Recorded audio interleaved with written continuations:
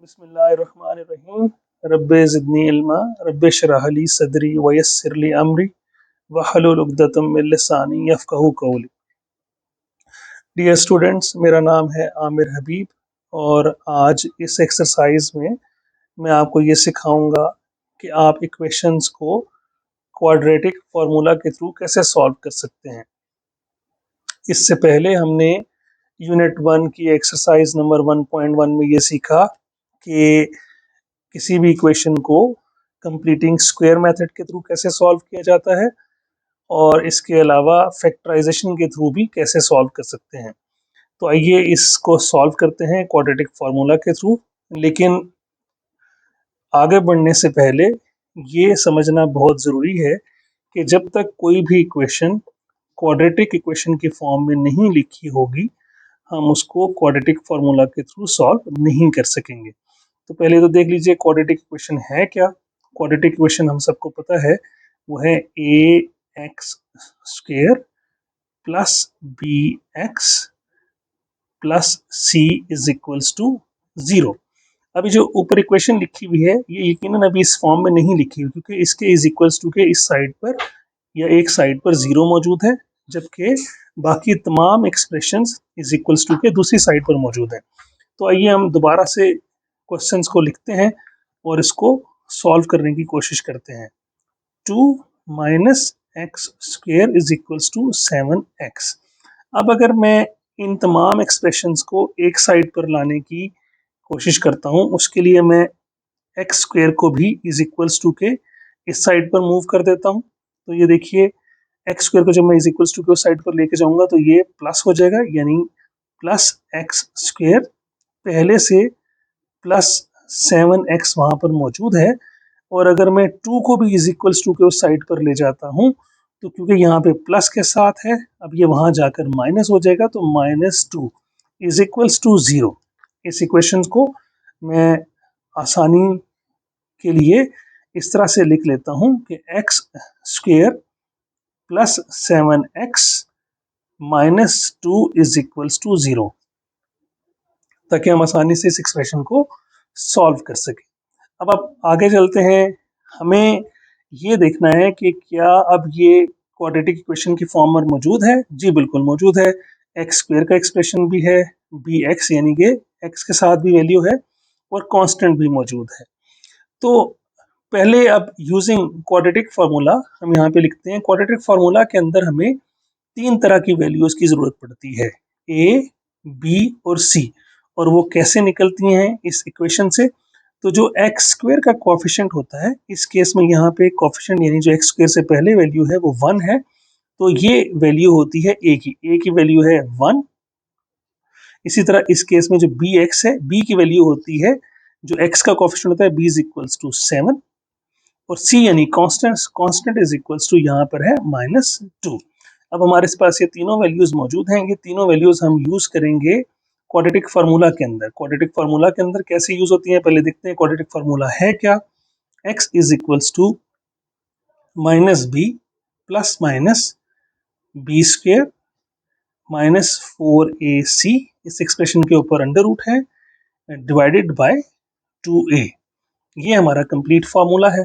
अब हमारे पास ऑलरेडी a, b और c की वैल्यूज मौजूद हैं, वो इस फार्मूला के अंदर पुट करते हैं और फिर देखते हैं कि इसका सोल्यूशन क्या निकलता है। माइनस बी की जगह हमने लिखा 7 प्लस माइनस दोबारा से बी की जगह बी स्क्वेयर की जगह लिखा 7 का स्क्वेयर -4, ए की जगह हमने लिखा 1 और सी की जगह हमने लिखा -2 डिवाइडेड बाय 2, ए की जगह हमने लिखा 1। अब इसको सॉल्व करते हैं। -7 प्लस माइनस 7 का स्क्वायर है 49, माइनस माइनस प्लस 4 2 ज़र 8 डिवाइडेड बाय 2 1 ज़र 2। अगर मैं इसको मजीद सॉल्व करूं तो -7 प्लस माइनस ये बन जाता है 49 प्लस 8 57 डिवाइडेड बाय 2, यानी मैंने 49 को 8 में प्लस किया तो ये बन जाता है 57 अंडर रूट डिवाइडेड बाय 2। अभी जो 57 है, ये 57 अंडर रूट ये किसी भी नंबर का कंप्लीट स्क्वायर नहीं होता, लिहाजा हम इसको मजीद सॉल्व नहीं कर सकते, क्योंकि हमने सोल्यूशन सेट मालूम करना था, तो यही हमारा सोल्यूशन सेट है। इसको हम यूं लिख लेंगे, solution set is equals to, ये दरमियान वाली ब्रैकेट्स जिसको आप कहते हैं, यूज कीजिए, -7 plus minus 57 under root divided by 2, और यही हमारा सोल्यूशन सेट है, यही हमारा आंसर भी है। अब मैं आपको क्विकली रिपीट कर देता हूं ताकि अंडरस्टैंडिंग क्लियर हो जाए। हमने देखा था कि जो हमारी इक्वेशन है वो क्वाड्रेटिक फॉर्म में नहीं लिखी हुई थी। पहले हमने क्वाड्रेटिक फॉर्म में इक्वेशन को लिखा, और इक्वेशन को लिखने के बाद हमने उसमें से ए, बी और सी की वैल्यूज निकाल ली, और ये वैल्यूज इसलिए निकाली कि ये वैल्यूज हमारे क्वाड्रेटिक फार्मूला में यूज होनी थी। क्वाड्रेटिक फार्मूला हमने देखा, minus b plus minus b square minus 4ac under root divided by 2a। इसमें हमने ए, बी और सी की वैल्यूज पुट की, और जहां तक ये एक्सप्रेशन सॉल्व हो सकता था हमने इस एक्सप्रेशन को सॉल्व कर दिया। ये बात जहन में रखिएगा कि बाज दफा यहाँ पे कंप्लीट स्क्वायर आएगा तो हमने वो नंबर आखिरी हद तक सॉल्व करना होता है। बिस्मिल्लाहिर्रहमानिर्रहीम। आइए स्टूडेंट्स देखते हैं इसी एक्सरसाइज का पार्ट 2। अब यहाँ पर नोट करने की ज़रूरत ये है कि क्या ये इक्वेशन ऑलरेडी क्वाड्रेटिक इक्वेशन की फॉर्म में लिखी हुई है। तो आप देख सकते हैं ax² plus bx plus c is equals to 0। ये इक्वेशन ऑलरेडी क्वाड्रेटिक इक्वेशन की फॉर्म में मौजूद है। तो इसमें तो बहुत ही सिंपल है, आपने a की वैल्यू लेनी है। इस केस में x² का जो कोफिशिएंट है यानी कि 5, तो हमारी a की वैल्यू आ गई 5, b की वैल्यू आ गई, जो x का कोफिशिएंट है वो है 8, और c की वैल्यू आ गई जो कि कांस्टेंट है, इज इक्वल्स टू 1। अब आप सिंपल यहाँ पर लिखिए कि बाय यूजिंग क्वाड्रेटिक फार्मूला, मुझे यकीन है कि आपने क्वाड्रेटिक फार्मूला याद कर लिया होगा, या आप इसको ज़रूर याद कर लीजिए। तो क्वाड्रेटिक फार्मूला हमारे पास क्या था, x is equals to minus b plus minus b square minus 4ac under root divided by 2a। अब आप ये देखिए, सिंपल हमारे पास a, b और c की सारी वैल्यूज मौजूद हैं। आइए इस एक्सप्रेशन में हम a, b और c की वैल्यू डालते हैं। माइनस b यानी कि माइनस, इस केस में आपने देखा कि b की वैल्यू कितनी थी, 8, तो माइनस 8 प्लस माइनस यहाँ पर b स्क्वायर यानी कि 8 का स्क्वायर माइनस 4, a की जगह हम लिखेंगे 5 और c की जगह हम लिखेंगे 1 डिवाइडेड बाय 2, a की जगह हम लिखेंगे 5। ये हमने वैल्यूज पुट कर दी। आइए इस एक्सप्रेशन को मजीद सॉल्व करते हैं। तो ये है -8 प्लस माइनस 8 स्क्वायर आ गया 64 माइनस 4 5 20 डिवाइडेड बाय 10। अब आप अगर 64 से 20 को माइनस करें तो ये रह जाएगा आपके पास 444 अंडर रूट डिवाइडेड बाय 10। अब देखना ये है कि क्या 44 किसी का कंप्लीट स्क्वायर होता है, किसी नंबर का तो नहीं है।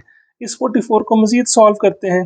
44, अब आप ये देखिए, 2 2 ज़ा 24, 2 2 ज़ा 4, 2 2 ज़ा 4, देन 2 11 ज़ा 22 एंड 11 1 ज़ा 11। तो ये हमारे पास एक एक्सप्रेशन आ जाता है। हम कौन से फैक्टर्स को यूज करते हुए 44 को लिख सकते हैं। आइए इसको यूं लिखते हैं, -8 प्लस माइनस, यानी ये बन गया 2 square multiplied by 11 under root divided by 10। यानी हमने 44 को 2 स्क्वायर इंटू 11 अंडर रूट की फॉर्म में भी लिख सकते हैं। इसको मजीद सॉल्व करते हैं तो is equals to -8 plus minus, मैं इन दोनों को अलग अलग कर लेता हूँ। 2 स्क्वायर को अंडर रूट, इसको अलग किया, मल्टीप्लाइड बाय 11 का अंडर रूट, इसको अलग कर दिया, डिवाइडेड बाय 10। इसको मजीद सॉल्व करते हैं तो is equals to -8 plus minus, ये कैंसिल हो गया, यहाँ पे रह गया 2 अंडर रूट 11 डिवाइडेड बाय 10। अगर आप गौर कीजिए तो इस एक्सप्रेशन में हमारे पास 2 कॉमन है, तो 2 कॉमन ले लीजिए। यहाँ 2 4 यानी -4 आ जाएगा, 2 4 8, माइनस साइन पहले से मौजूद है, प्लस माइनस 2 से कैंसिल हो जाएगा, तो अंडर रूट रह जाएगा 11 डिवाइडेड बाय 10। अब आप गौर कीजिए, 2 और 10 आपस में कैंसिल हो जाएंगे, 2 5 10। तो अगर हम एक्सप्रेशन को ज़रा सा मजीद लिखें तो ये बन जाता है -4 plus minus under root 11 divided by 5। अब आप गौर कीजिए कि 11 जो है वो किसी भी नंबर का कंप्लीट स्क्वायर नहीं है, ये मजीद सॉल्व नहीं हो सकता, लिहाजा यही हमारा सोल्यूशन सेट है। हम इसको यूं लिखेंगे, solution set is equals to -4, और ये हम ब्रैकेट्स यूज करेंगे, -4 plus minus under score 11 divided by 5, और यही हमारा आंसर भी है। बिस्मिल्लाहिर्रहमानिर्रहीम। आइए स्टूडेंट्स देखते हैं पार्ट 3। अगर आप इस एक्सप्रेशन पे गौर कीजिए तो ax² plus bx plus c की फॉर्म में हमें क्वाड्रेटिक इक्वेशन को पहले लिखना होता है, जैसे कि मैंने आपको पार्ट 1 पार्ट 2 में बताया था। इस केस में ax² और bx वाली फॉर्म मौजूद है, लेकिन c हमारा इज इक्वल्स टू के दूसरी साइड पर है। तो पहले इस इक्वेशन को सॉल्व कर लेते हैं, सिंपल कर लेते हैं। तो ये आ जाएगा √3x² under root 3x² plus x, और इस एक्सप्रेशन को हम यहाँ लेते हैं माइनस, यानी कांस्टेंट की value 4 under root 3 is equals to 0। अब ये हमारी बन गई क्वाड्रेटिक इक्वेशन। बहुत ही सिंपल है, जब क्वाड्रेटिक इक्वेशन बन जाती है तो आपके पास a, b और c की वैल्यूज आ जाती हैं। इस केस में जो x² का कोफिशिएंट है यानी वो a है, a की वैल्यू आ गई आपके पास अंडर रूट 3, b की वैल्यू आ गई इस केस में यहाँ पे 1 है, इज इक्वल्स टू 1, और c की वैल्यू आपके पास आ गई यहाँ पे, हमारे पास c की वैल्यू जो आ गई यहाँ पे अगर आप देखिए तो वो है -4 अंडर रूट 3।